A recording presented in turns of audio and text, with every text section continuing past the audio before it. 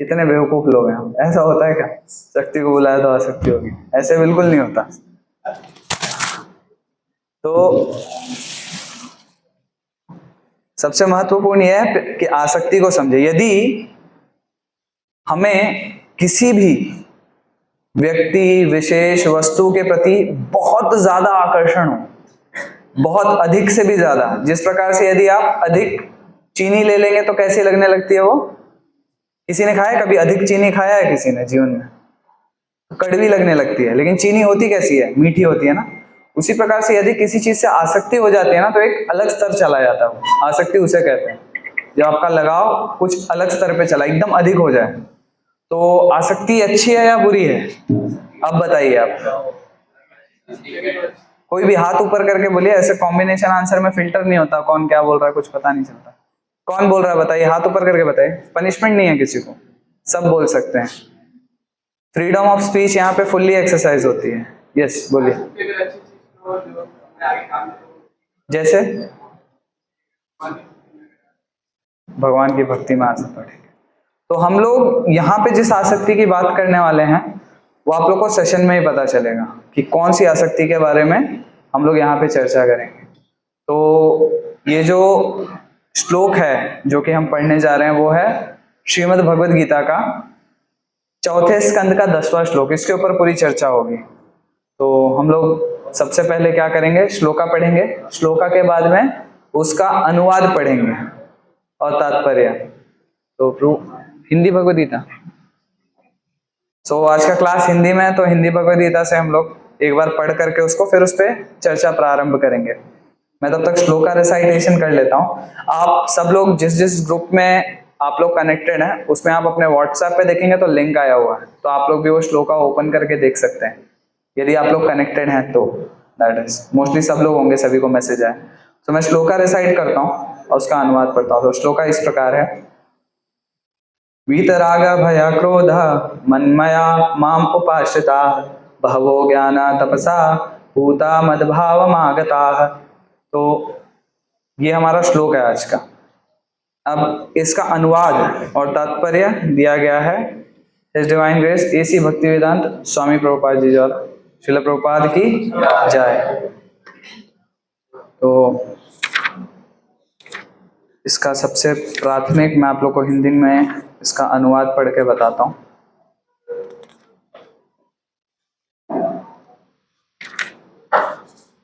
तो इसमें भगवान क्या कह रहे हैं कि आसक्ति भय तथा क्रोध से मुक्त होकर मुझ में पूर्णतया तन्मय होकर और मेरी शरण में आकर बहुत से व्यक्ति भूतकाल में मेरे ज्ञान से पवित्र हो चुके हैं। इस प्रकार से उन सबों ने मेरे प्रति दिव्य प्रेम को प्राप्त किया है। तो अब इसका हम लोग तात्पर्य एक बार पढ़ लेंगे। तात्पर्य थोड़ा सा बड़ा है और इसको ध्यान से सुनिएगा। या इसका मैं क्या करता हूँ, कुछ पार्ट ही पढ़ूंगा, उसके बाद में हम लोग डिस्कशन प्रारंभ करेंगे, क्योंकि परपट के बेसिस पे हमारा लेक्चर है। मैं स्टार्टिंग का एक पोर्शन पढ़ता हूँ, उसका डिस्कशन चालू करेंगे। तात्पर्य, जैसा कि पहले कहा जा चुका है, विषयों में आसक्त व्यक्ति के लिए परम सत्य के स्वरूप को समझ पाना अत्यंत कठिन है। सामान्यतया जो लोग देहात्म बुद्धि में आसक्त होते हैं वो भौतिकतावाद में इतने लीन हो जाते हैं कि उनके लिए यह समझ पाना असंभव सा है कि परमात्मा व्यक्ति भी हो सकता है।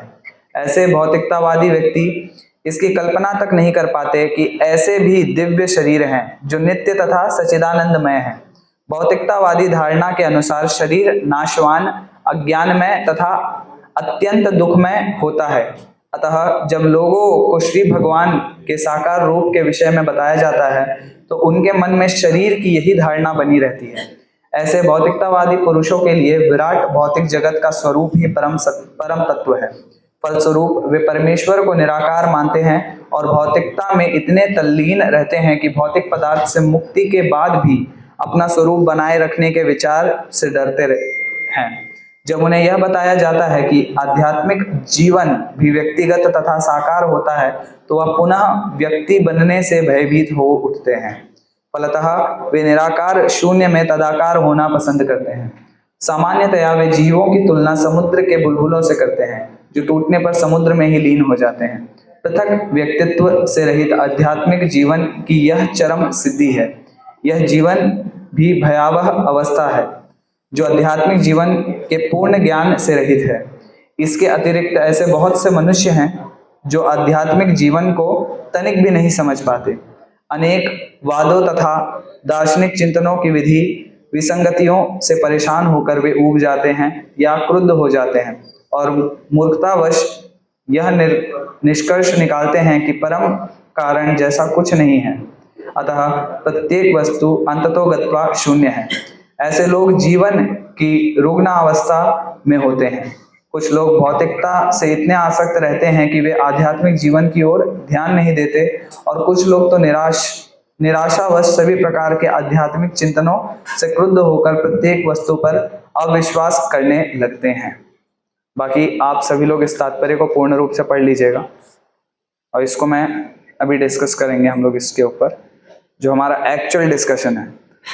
तो आप देखेंगे सबसे पहले जो एक ग्रंथ हम लोग जिस पे चिंतन कर रहे हैं, तो इसकी महानता किसमें दर्शाई गई है? भगवद गीता में बताया गया, स्वयं भगवान बताते हैं।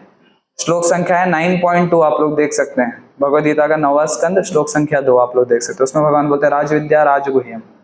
तो ये विद्या कैसी है? सभी विद्याओं की राजा।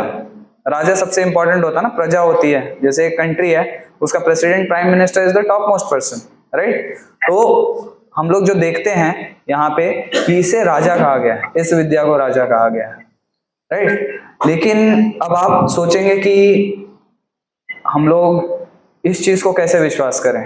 राजा का अर्थ क्या होता है? यदि कोई राजा से संबंध में होता है या आप किसी भी एक बहुत महत्वपूर्ण व्यक्तित्व के संपर्क में या उनसे आपका संबंध है, तो आपको क्या मिलता है? थोड़ी बहुत सुविधा मिलती है कि नहीं आपको? You get some benefits, right? कि कहीं कुछ काम कराना हो गया तो हो जाता है। उसी प्रकार से हम देखेंगे हमारा जो पूरा आंदोलन है, जो हमारा पूरा मूवमेंट है, हरे कृष्ण मूवमेंट, इस्कॉन, ये किस पे बेस्ड है? इसी शिक्षाओं पे, भगवान श्री कृष्ण की दी गई शिक्षाओं पे, श्रीमद् भागवतम, चैतन्य चरितामृत, भगवद गीता और अनन्य ग्रंथों पे, भक्ति रसामृत सिंधु, इसी पे आधारित है। तो आप सोचेंगे हम लोग तो इसके कनेक्शन में, तो हम लोग को कुछ ना कुछ तो बेनिफिट मिलता होगा। तो वो बेनिफिट क्या है?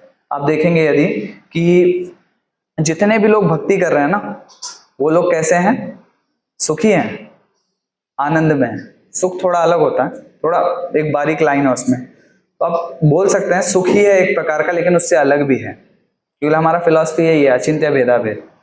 तो आप देखेंगे यहाँ पे जितने भी भक्त हैं बैठे हुए हैं, जितने लोग भी, आप में से कुछ लोग नए भी हैं, कुछ लोग तिलक लगा के रखे हैं, शर्ट पैंट में आए हुए हैं, माला भी कर रहे हैं। और ये प्रोसेस इतना सिंपल है कि इसके लिए बहुत बड़े एजुकेशन की, भौतिक एजुकेशन की जरूरत नहीं है ना। इस प्रोसेस को अप्लाई करके कोई भी इस आनंद का अनुभव कर सकता है। उसका आप लोगों को यदि प्रमाण देखना है तो आप फ्रंट की लाइन में देख सकते हैं, हमारे जितने भी अच्छे भक्त हैं वो सब एक हिसाब से अपने बाल अवस्था में ही है। कोई ऐसे बहुत बड़े नहीं है, वयस्क वृद्ध व्यक्ति नहीं है कि जीवन में सब कुछ बोलते हैं ना करने के बाद रिटायरमेंट में आके यहाँ बैठे हुए हैं। तो ये प्रोसेस इतना सिंपल है कि छोटे छोटे बच्चे भी यदि आते हैं तो भी उनको इस आनंद का अनुभव होता है। बड़े वयस्कों की तो बात ही अलग है, राइट? तो भले ही अब वो बोल सकते हैं हर एक उस आनंद का भी स्तर है कि हमको किस प्रकार में मिल रहा है। जैसे कि होता है ना, आप लोग एजुकेटेड होते हैं तो एजुकेशन में भी होता है आपका कि आप लोग कितने, सेकेंडरी एजुकेशन, हायर सेकेंडरी होता है, फिर ग्रेजुएशन होता है, पोस्ट ग्रेजुएशन होता है, मास्टर्स होता है, राइट? तो भक्ति में भी स्तर होते हैं, आनंद का भी एक स्तर होता है। तो आपको किस रूप में मिल रहा है, भले उच्चतम में नहीं है लेकिन सभी लोगों को मिल ही रहा है कुछ ना कुछ, इसलिए यहाँ पे है। तो ये हमें समझना पड़ेगा। लेकिन अब सबसे महत्वपूर्ण बात क्या है कि ये जो सुख है ना, ये भौतिक सुख से थोड़ा भिन्न है। इसीलिए बहुत सारे लोग इस चीज को समझ नहीं पाते, समझने में बहुत कठिनाई होती है। जैसे आप बाहर देखेंगे, लोगों को सुख किस में आता है? बाहर जाएंगे, थोड़ी शॉपिंग करेंगे, थोड़ा यहाँ वहां से कुछ खा लेंगे।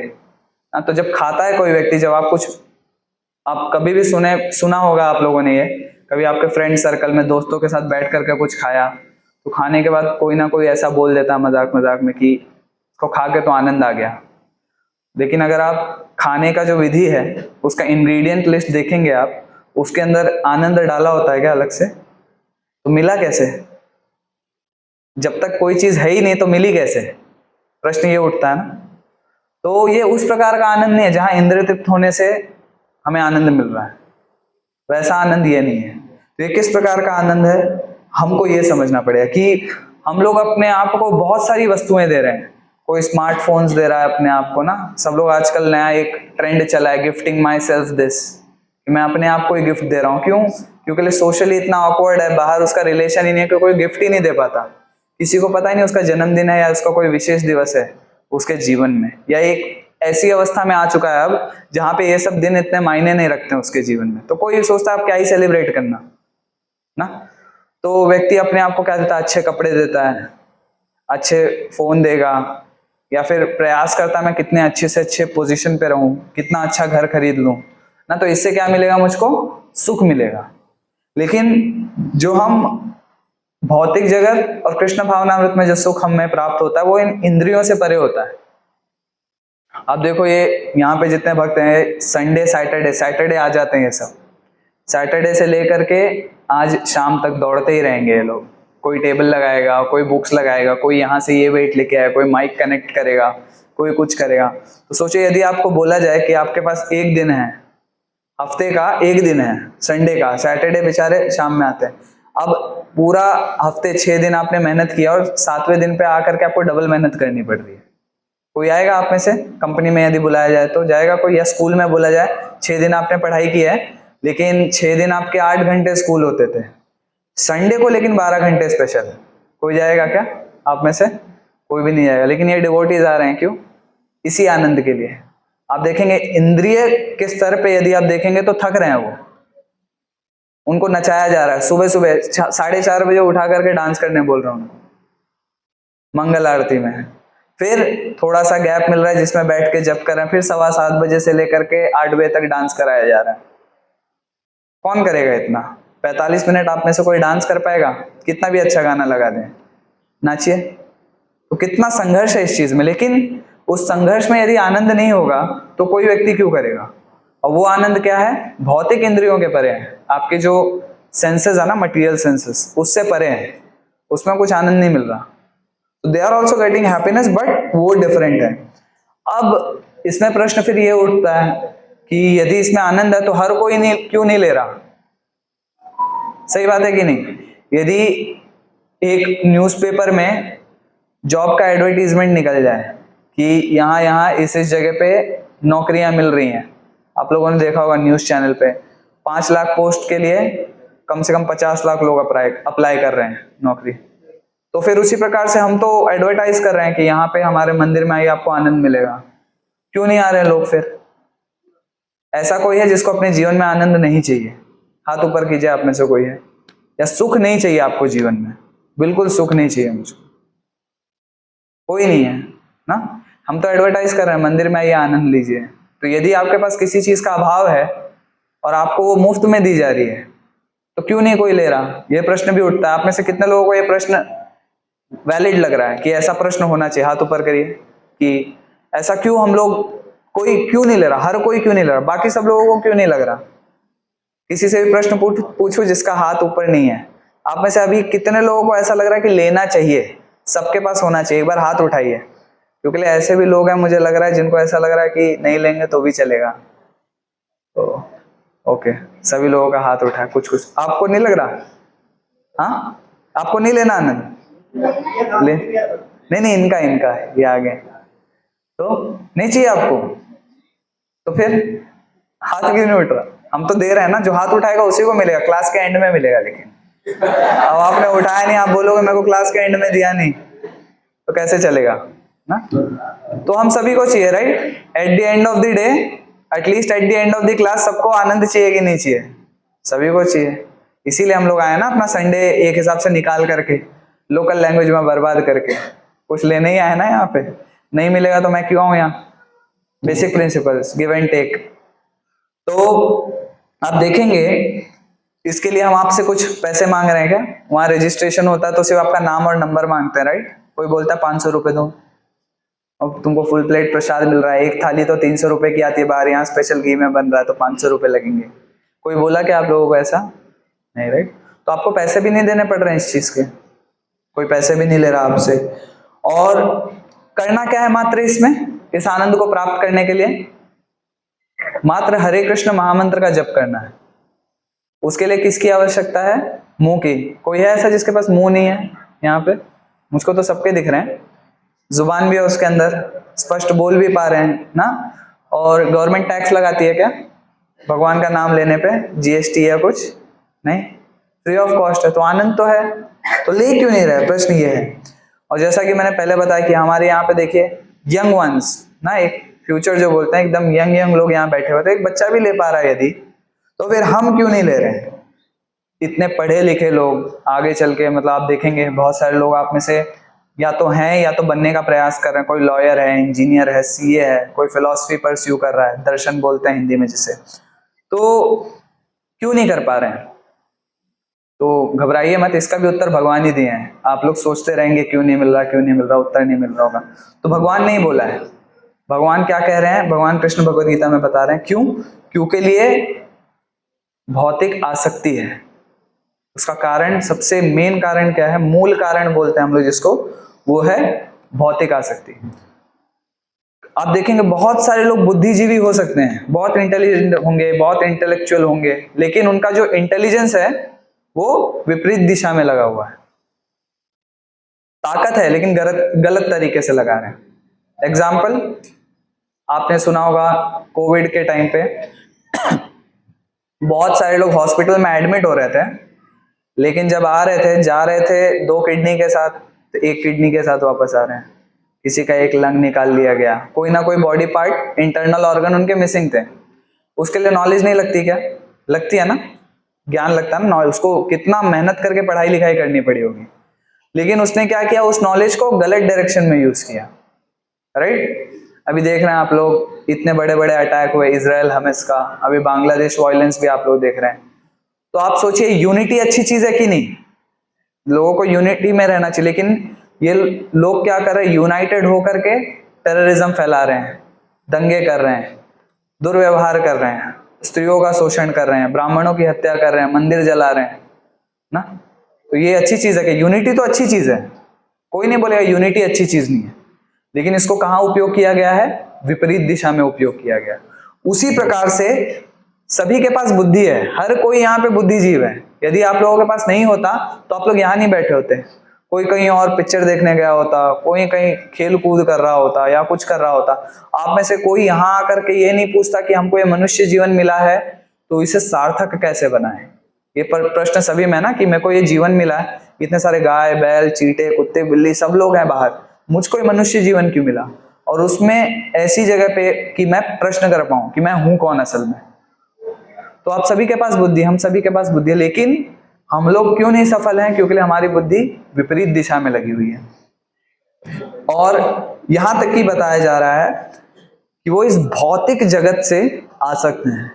भौतिक जगत से इस प्रकार से आ सकते हैं वो, कि वो देख रहे हैं कि बहुत सारे लोग यहाँ संघर्ष कर रहे हैं। संघर्ष मात्र किस लिए? कि वो जीवित रह पाए।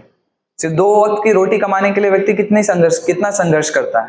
तो देख रहे हैं इतना संघर्ष है मात्र 2 वक्त की रोटी के लिए, लेकिन फिर भी वो क्या कर रहे हैं? उन्हें ये आशा है कि भले कोई आशा ना हो, लेकिन मुझे थोड़ी सी तो आशा है, मेरा कुछ हो जाएगा। उसे दुराश्रय कहा गया है, होपिंग अगेंस्ट होप। पता है भाई तुम्हारा नंबर पक्का नहीं आएगा, लेकिन नहीं शायद से आ जाए, मुझे फिर भी उम्मीद है। पेपर लिखा ही नहीं कुछ, लेकिन हाँ ठीक है नंबर तो आ जाएगा, मुझे ऐसा लग रहा है। पेपर लिखा नहीं तो नंबर कैसे आएगा? ब्लैंक शीट दे दिया।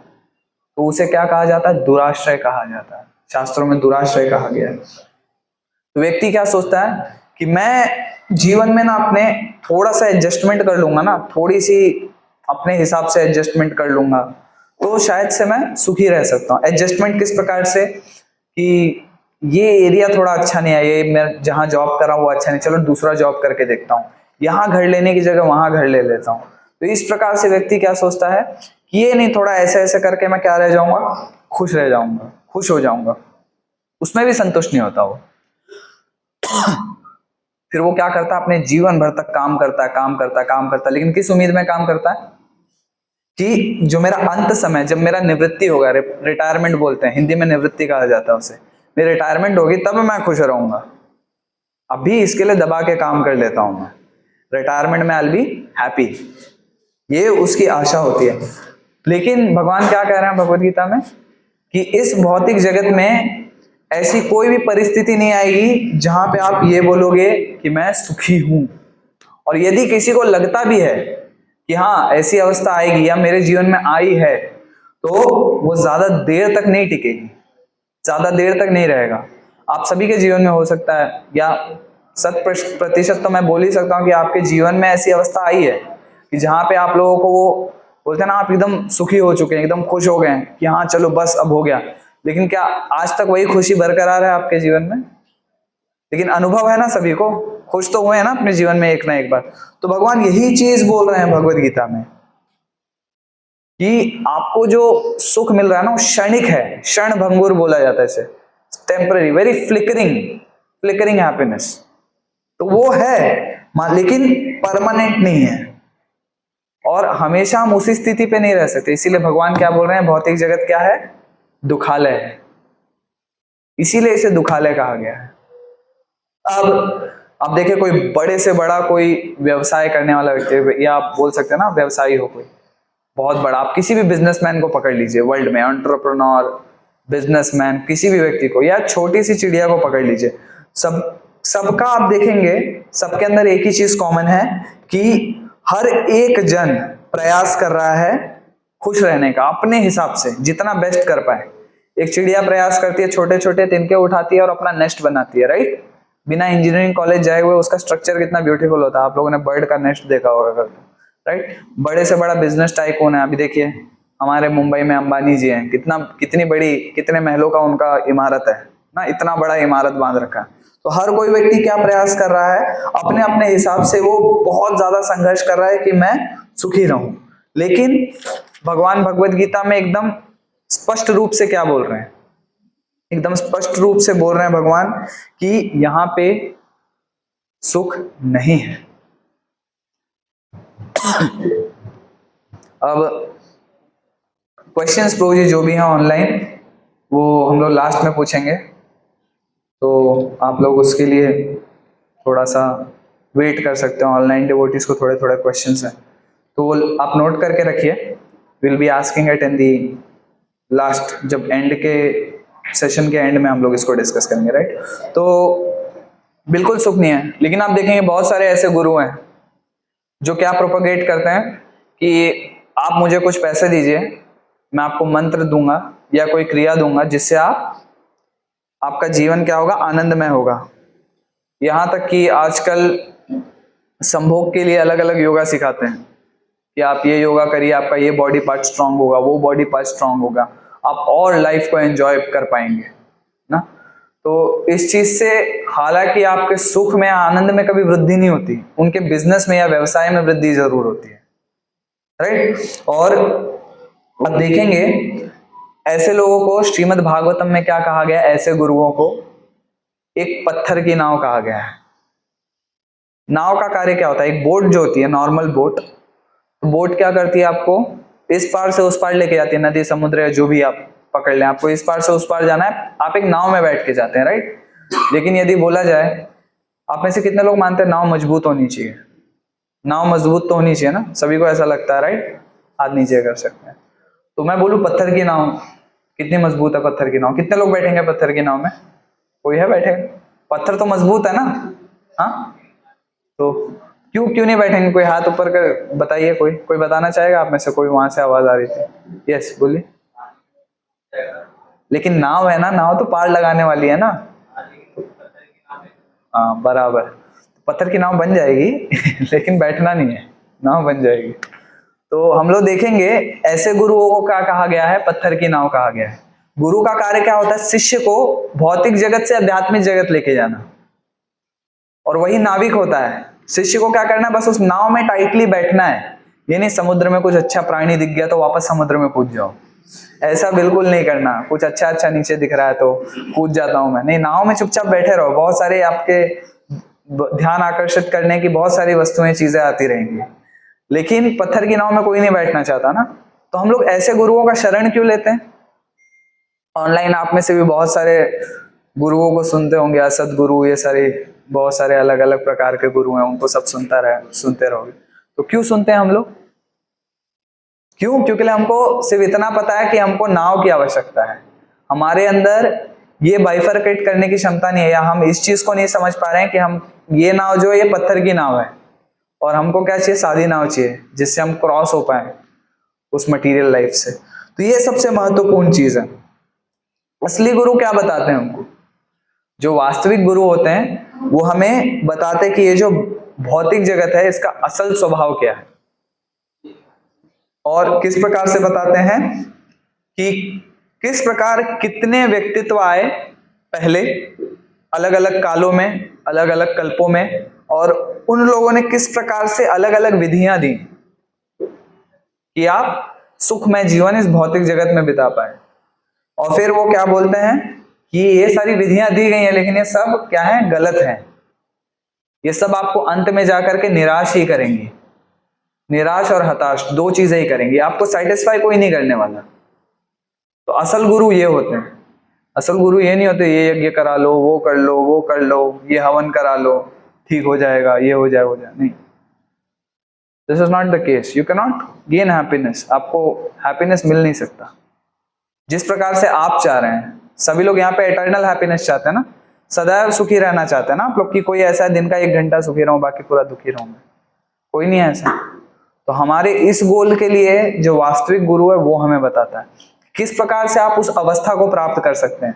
यदि हमारी इच्छा हो रही है तो मतलब उस इच्छा को पूर्ण करने के लिए क्या है, कोई ना कोई तो मार्ग है, लेकिन वो मार्ग दिखाने वाला कोई वास्तविक या प्रामाणिक गुरु चाहिए हमें अपने जीवन में।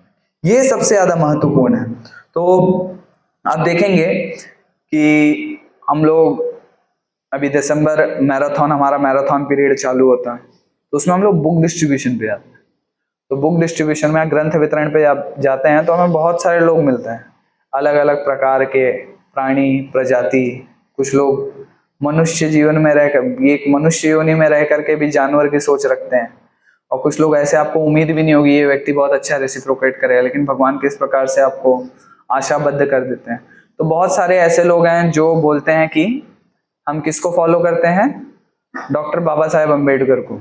हाँ, तो हम जब उनके पास जाते हैं तो एक कॉमन उनका चीज होता है कि आप क्या करिए, गीता क्यों बांट रहे हैं, आप थोड़ा संविधान बांटिए।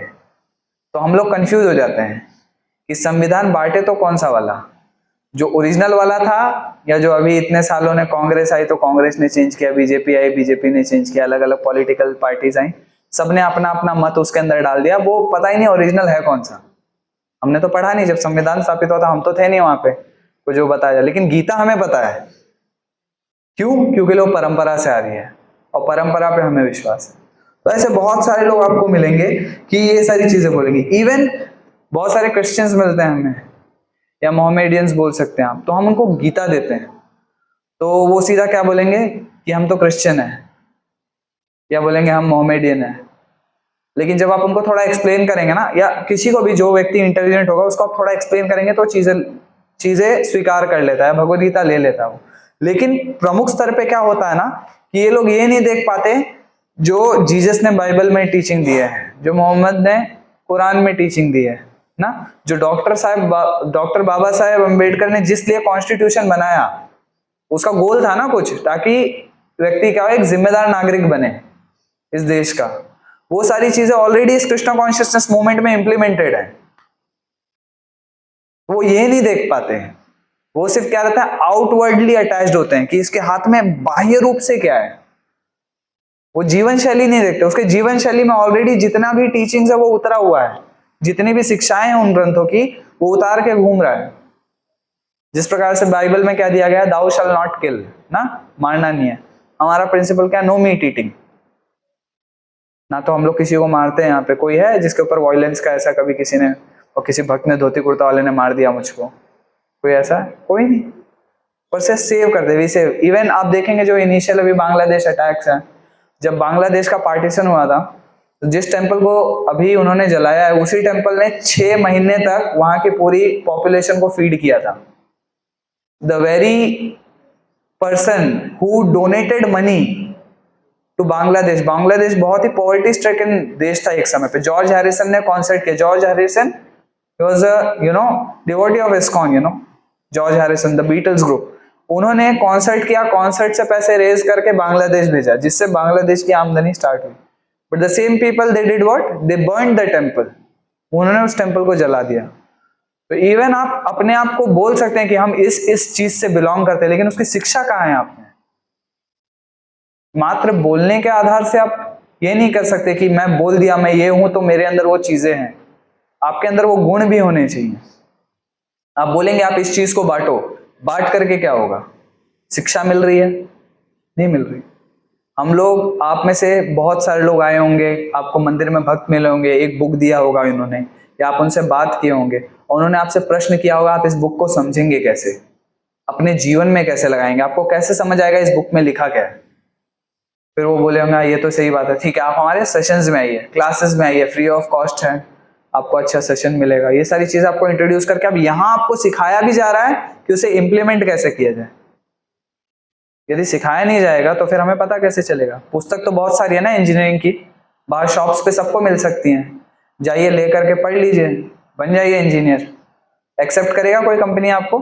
ऐसे पढ़ करके जाएंगे, हाँ मैंने तो ये देखिए आर डी शर्मा की ये सारी बुक्स पढ़ ली हैं, अब मैं फ्लूइड मैकेनिक्स जानता हूँ तो मेरे को उस पोस्ट पे ले लीजिए, लेगा कोई आपको? नहीं। तो मात्र ग्रंथ पढ़ने से कुछ नहीं होगा, शुद्धिकरण होगा, बिल्कुल होगा यदि आप प्रामाणिक संप्रदाय से पढ़ रहे हैं। लेकिन अपने खुद के आप इससे पढ़ेंगे, सोचेंगे नहीं मैं मेरे बुद्धिमत्ता से समझने का प्रयास करूंगा, नॉट पॉसिबल।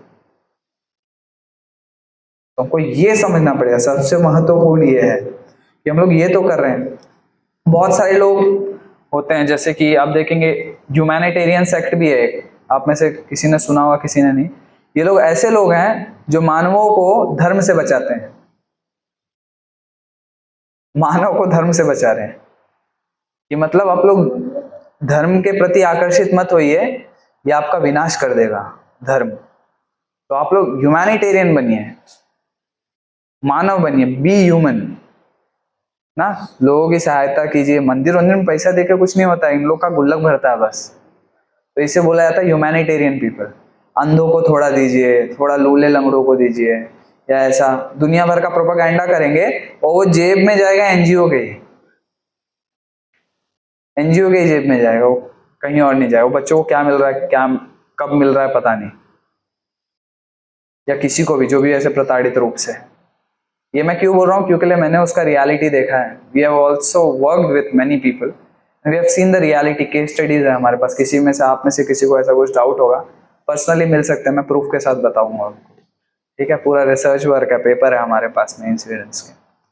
तो हमें ये सारी चीजें देखनी पड़ेंगी कि आपको दुनिया भर की चीजें देंगे वो। इस प्रकार के दर्शन बहुत अवेलेबल हैं। बाहर आप जाएंगे ना, इस मंदिर से 2-4 कदम चलेंगे तो बहुत सारे लोग ये प्रकार के दर्शन या फिलॉसफी प्रेजेंट करेंगे आपको। लेकिन सबसे महत्वपूर्ण क्या समझना है कि यदि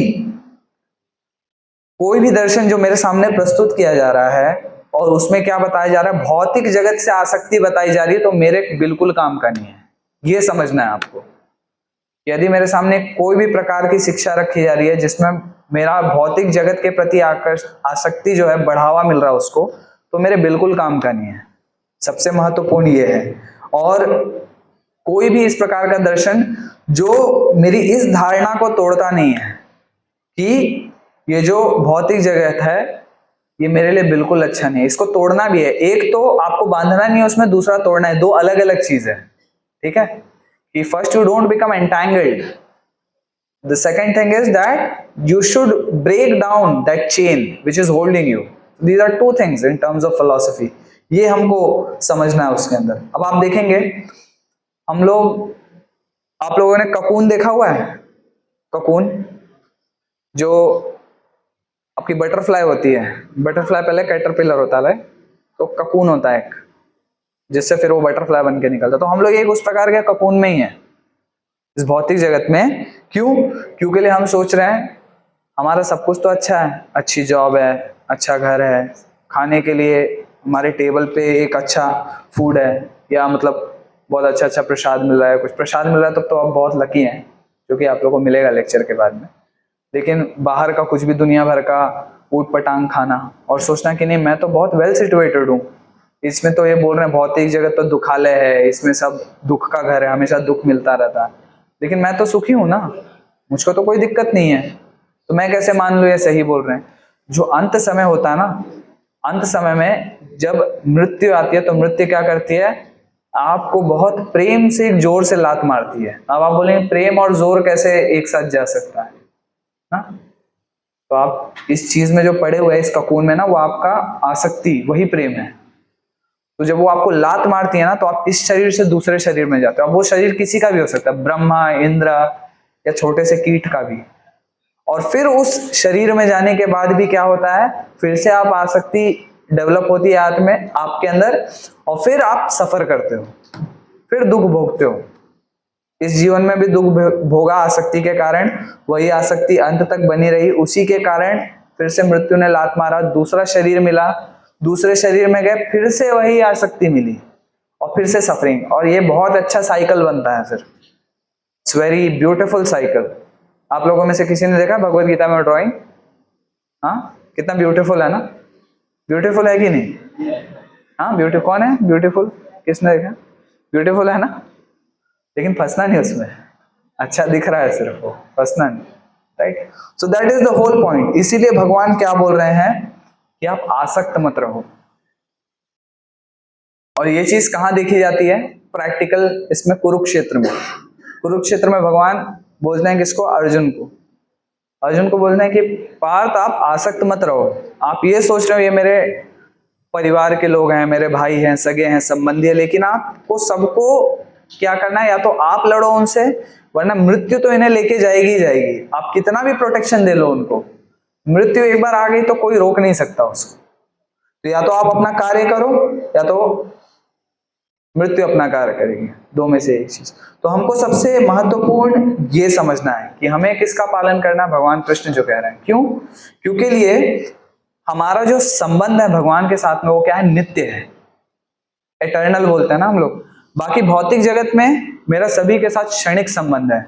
जिस प्रकार से आप समझने का, यदि आप समझना चाहो और डिटेल में इसको समझ सकते हैं, हमारे मित्र हैं, सभी के दोस्त हैं, एक ना एक दोस्त होगा सभी का ना। सभी के माता पिता हैं, सगे संबंधी, पड़ोसी, सब लोग हैं। तो या तो जीवन में हम उनको छोड़ के जाएंगे और हम उनके दुख का कारण बनेंगे जब हमारी मृत्यु होगी, या तो वो हमें छोड़ के जाएंगे, वो हमारे दुख का कारण बनेंगे। तो ये संबंध है वो इस शरीर के अवधि जितना ही है, जितना ये शरीर का टाइम है ना, तब तक ये संबंध है। उसके बाद वो संबंध का एक्सपायरी डेट हो जाता है।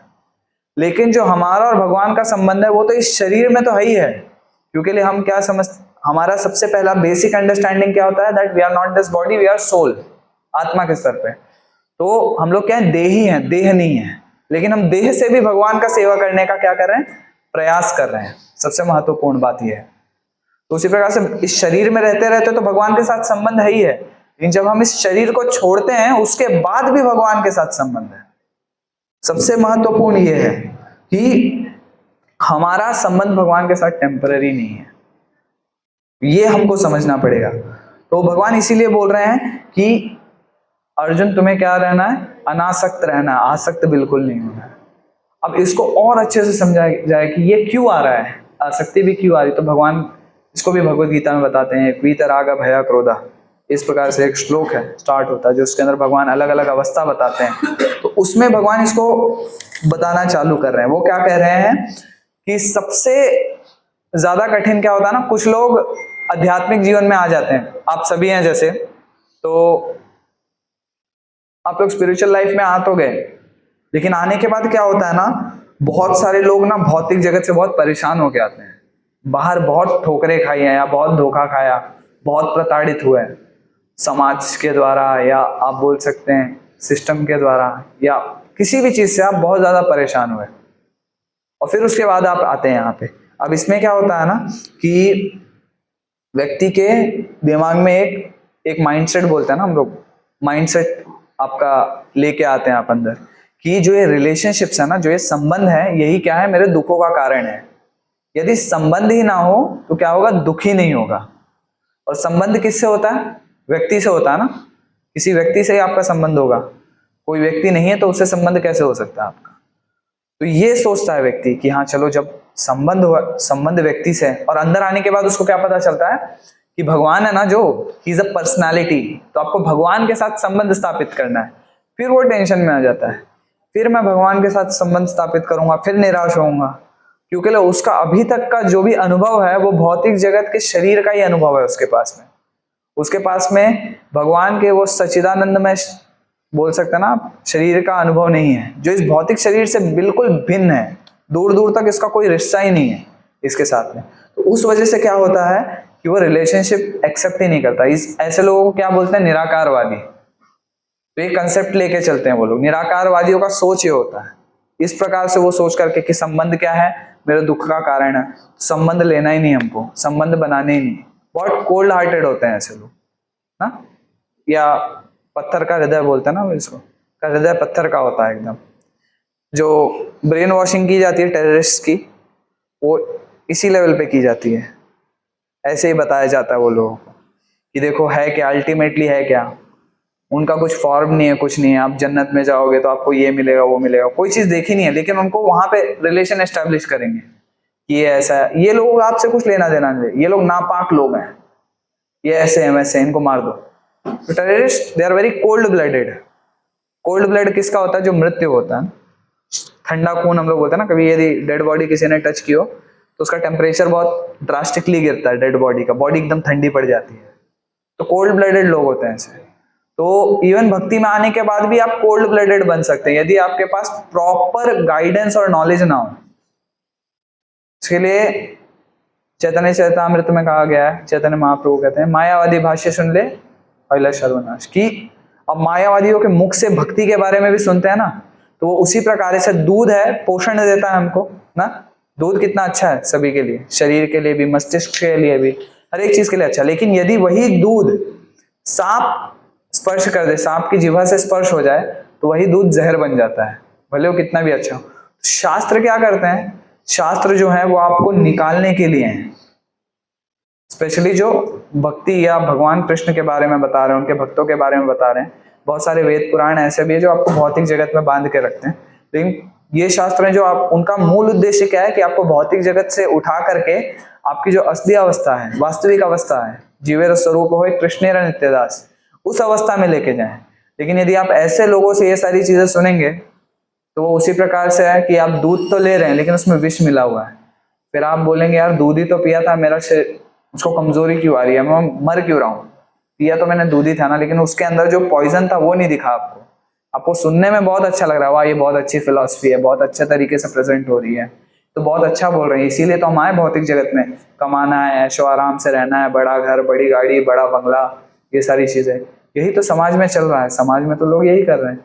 तो गलत क्या है इसमें, हम भी करते हैं ना, कोई दिक्कत नहीं है। तो इसी प्रकार से आपको ये समझना पड़ेगा कि हम लोगों का गोल ये नहीं है कि रिलेशनशिप ही ना एस्टैब्लिश हो।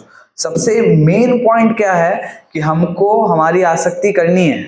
जैसे बोला कि प्रभु जी ने बोला था कि हमको भगवान से आसक्ति करनी है ना, वो आसक्ति अच्छी है। तो आसक्ति होनी चाहिए, लेकिन किससे, भगवान से होनी चाहिए। क्यों? क्योंकि ऐसी आसक्ति में कोई आपको ना दुख नहीं मिलेगा, कोई पीड़ा नहीं मिलेगी आपको, इसमें मात्र आनंद मिलेगा। और आप देखेंगे ये जो रिलेशनशिप है ना, इसका आउटकम मैं और आप समझ भी नहीं सकते हैं। हम यदि समझने का प्रयास भी करें ना कि हमें उसका आउटकम क्या मिलेगा, जैसे हम में से कितने सारे लोग हैं जो संबंध स्थापित करते हैं, और हम लोग सब संबंध किस लिए स्थापित करते हैं, ताकि हमें प्रेम मिले ना। कोई ऐसा संबंध इसलिए स्थापित कर रहा है दुख मिले उसको, कोई है ऐसा आप में से? नहीं।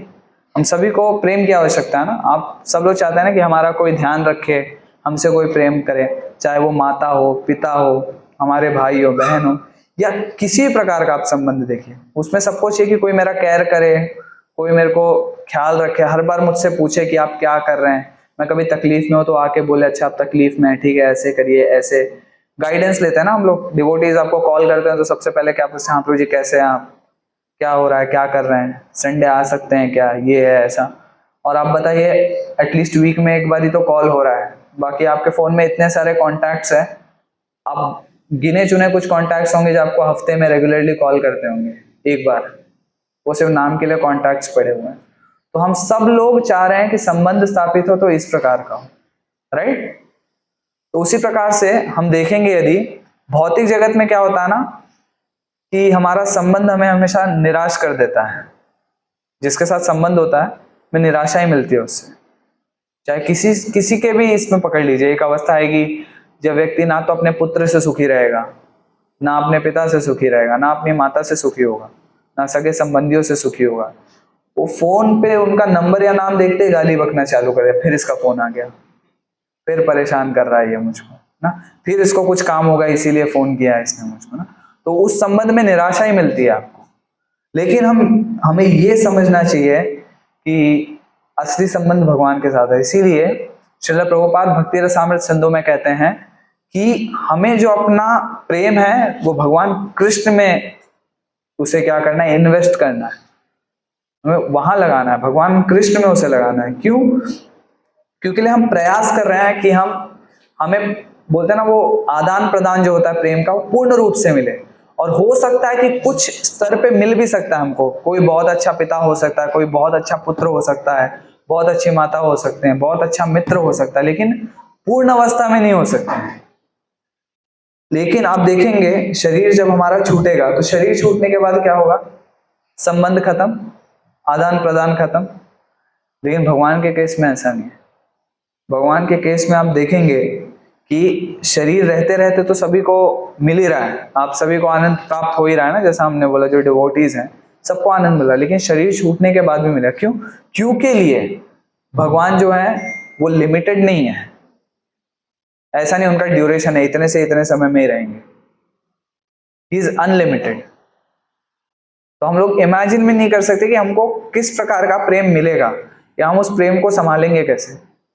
अनलिमिटेड लेवल पे यदि प्रेम मिले तो गुलाब जामुन है, 1 गुलाब जामुन, 2 गुलाब जामुन, 10 गुलाब जामुन आपने खाया होगा, लेकिन मैं अगर ऐसा अनाउंसमेंट कर दूं कि अनलिमिटेड गुलाब जामुन है तो आप लोग सोच भी नहीं सकते कितने गुलाब जामुन है, क्योंकि मैं करूंगा नहीं अनाउंसमेंट, फिर भी राइट।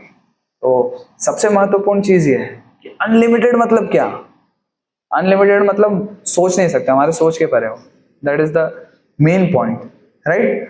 तो हमें क्या करना है, ये हमारा एक्चुअल जो टॉपिक है वो जस्टिफाई इस लाइन पे हो रहा है कि हमको भगवान के प्रति प्रेम जो है उसे डेवलप करना है, उसे उजागर करना है, और जो भौतिक जगत से हमारी आसक्ति है वो ऑटोमेटिक छूट जाएगी जब हमारा भगवान की तरफ प्रीति उत्पन्न होगी।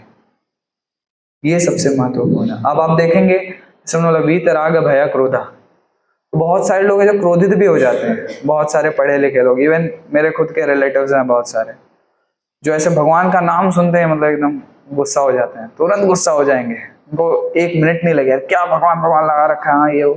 क्यों गुस्सा होते हैं वो? क्योंकि लिए उन्होंने देखा है कि लोग धर्म के नाम पे किस प्रकार से शोषण कर रहे हैं, धर्म का नाम लेकर के, जाति का नाम लेकर के दुनिया भर का शोषण चल रहा है। वो इस चीज को देख करके बहुत ज्यादा क्रोधित होते हैं, सबसे महत्वपूर्ण ये है। लेकिन अभी हम देखेंगे अगर तो ऐसा करना भी कोई उचित नहीं है कि आप तुरंत गुस्सा हो जाएं, क्योंकि इसमें सबसे पहली बात तो आप पॉजिटिवली देखना चाहिए हमको कि हालांकि चलो माना बहुत सारे लोग हैं जो क्या कर रहे हैं, धोखाधड़ी कर रहे हैं धर्म के नाम पे, बहुत सारी चीजें कर रहे हैं, उटपटांग चीजें कर रहे हैं कुछ ना कुछ, लेकिन जब देखेंगे उसमें तो एक पॉजिटिव चीज भी है। पॉजिटिव चीज क्या है कि जो ओरिजिनल सोर्स है ना, जो मूल आधार है जहां से ये चीज निकली है, भगवान की शिक्षाएं निकली है, भगवान श्री कृष्ण को देखिए आप, जीसस, मोहम्मद, या हमारे जितने आचार्य वर्ग हैं, वो आचार्यों को यदि आप देखते हैं, उन्होंने जो शिक्षाएं दी है ना वो सबसे ज्यादा महत्वपूर्ण है। उसके अंदर कोई चीटिंग प्रोपेंसिटी नहीं है, सबसे ज्यादा वैल्यूएबल हुआ है, लेकिन हम वो नहीं लेते हैं। हम ऐसे लोगों को लेते हैं जो हमें क्या करते हैं, धोखा देते हैं। और हम लोग एसेंस क्यों नहीं देख पाते उसका, क्यों हम लोग उसको मूल रूप में नहीं देख पाते, उसका ये भगवान उत्तर देते हैं। और उसका उत्तर क्या है कि हम सभी के अंदर बहुत ही सूक्ष्म रूप में, या आप बोल सकते हैं ना कि एक ग्रॉस होता है, एक सटल होता है। तो ग्रॉस में तो दिख जाता है सामने कि सामने कोई चीज है, हाँ चलो कोई आपको गाली दे रहा है सामने से, तो आप बोलोगे यार ये तो मेरे को गाली दे रहा है। और सूक्ष्म अवस्था क्या होती है, मन ही मन आपको गाली दे रहा है लेकिन मुंह पे स्माइल बनाया हुआ है आपके साथ ना। ऐसी चीज है कि हमको ये समझना है कि वो सूक्ष्म स्तर पे ना हमारे अंदर क्या है, भगवान के प्रति ईर्ष्या है। इसीलिए हम इस प्रोसेस को समझ नहीं पाते। प्रोसेस तो हम सभी के लिए दे रहे हैं, कुछ ऐसा नहीं है कि ये एज ग्रुप को मिलेगा इसको नहीं मिलेगा, या ऐसे ही लोग एलिजिबल हैं। सिर्फ मुंबई जुहू में 10 मील में जितने लोग रहते हैं उतने लोगों को कृष्णा कॉन्शियसनेस का ज्ञान समझ में आएगा, ऐसा तो हम करते नहीं। वर्ल्ड वाइड प्रीच हो रहा है, सारी चीजें चल रही है, लेकिन बहुत कम लोग इसे समझ पाते हैं। वही लोग समझ पाते हैं या समझने का प्रयास करते हैं जिनके अंदर भगवान के प्रति द्वेष नहीं होता। तो आज का जो हमारा एक्चुअल टॉपिक था कि किस प्रकार से हम क्या करें, अपनी अटैचमेंट्स को काटें। वो कैसे होगा? भगवान के प्रति प्रीति बढ़ा करके। तो आपको काटना कुछ नहीं है, बस भगवान के प्रति प्रीति बढ़ाना है, ऑटोमेटिक आपका क्या होगा? अटैचमेंट्स कट जाएगा। राइट? तो ये सेशन यही एंड होता है। आप में से किसी का कोई प्रश्न है सो दे कैन आस्क, या ऑनलाइन आप में से किसी का कोई प्रश्न? Anyone? Yes.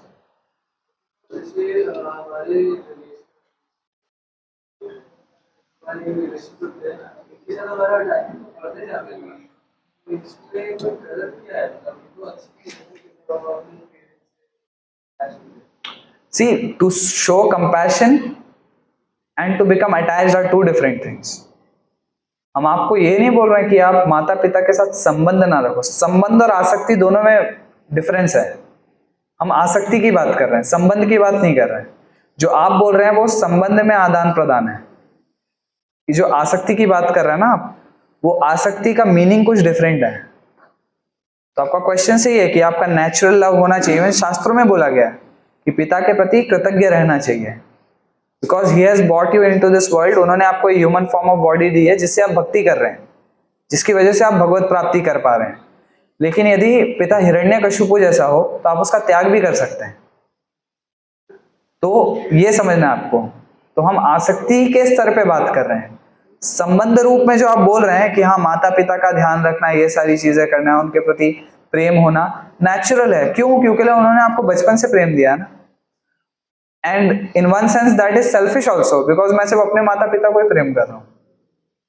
When you go on a big level, तो आपको बोलते हैं ना, हर कोई, जैसे आप छोटे बच्चे होते हैं तो 10 अगर समझ लो महिलाएं आपके सामने खड़ी हैं तो आप अपनी माता के पास ही भाग के जाओगे। लेकिन जब आप बड़े हो जाओगे और 10 माताओं को देखोगे जो तकलीफ में या जो थोड़ा संघर्ष कर रही हैं, तो आप सोचोगे मैं 10 का मदद कैसे करूं, राइट? ये सोचोगे ना। Similarly when you come on the universal level, there is something, a term in Srimad Bhagavatam known as Vasudhaiva Kutumbakam, that this whole world is my family. So then a person takes to devotional service, जहां पे वो पूरे world को benefit करना चाह रहा है। तो even when we talk about principles, so there are stages. So I can't say that this is wrong or whether this is right. But जो मेन प्रिंसिपल है ना, आसक्ति अलग है, और जो आप संबंध बोल रहे हैं वो एक्चुअल में उसका टर्म संबंध होना चाहिए कि हम संबंधियों के प्रति क्यों नहीं हमारा ये होना चाहिए। तो आपका अफेक्शन हो सकता है, love can be there, but if that love is binding you in this material world, then that is wrong. जिस प्रकार से कोई एक बोलते हैं मॉमीज बॉय बोलते हैं ना हम लोग, मम्मी का लड़का एकदम, उसके अंदर टैलेंट है, सब कुछ है, लेकिन कॉलेज है उसका कहाँ पे, उसको अच्छा पढ़ाई करना है तो कॉलेज है उसका समझ लो दूसरे स्टेट में, राइट? बट वो अपने मम्मी से इतना आ सकता है कि वो कॉलेज ही नहीं जाना चाह रहा। तो उसका फ्यूचर क्या है फिर छोटे से गांव में?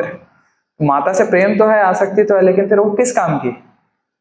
If it is not good for him and neither good for his parents, तो दैट इज द आसक्ति। वो आसक्ति या उस अटैचमेंट की बात कर रहे हैं। Attachment is different thing and your relationship का डीलिंग इज डिफरेंट थिंग।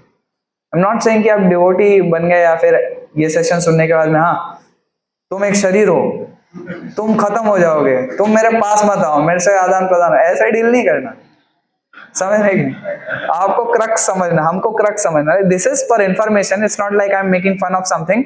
उन्होंने क्वेश्चन पूछा, that is very valid, you know, that is very valid question, कि उनको एक्चुअल में डिफरेंस तो पूछा उन्होंने, क्योंकि इसमें बहुत फाइन लाइन है, बहुत फाइन लाइन है जो अटैचमेंट एंड रिलेशनशिप के बीच में जो डीलिंग है, that's really fine line. So that is the whole point. Clear? Attachment का एक यस भगवान, हाँ अटैचमेंट का क्लियर डेफिनेशन, क्लियर एकदम, मतलब वन शॉट है, ऐसा चाहिए आपको।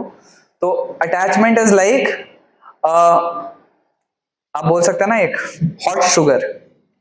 हॉट शुगर केन जूस, ठीक है? हॉट शुगर केन जूस आप पी रहे हैं, राइट? वो आपकी जुबान को जला रहा है, but at the same time वो इतना मीठा है, आप जुबान से हटाना नहीं चाह रहे उसको.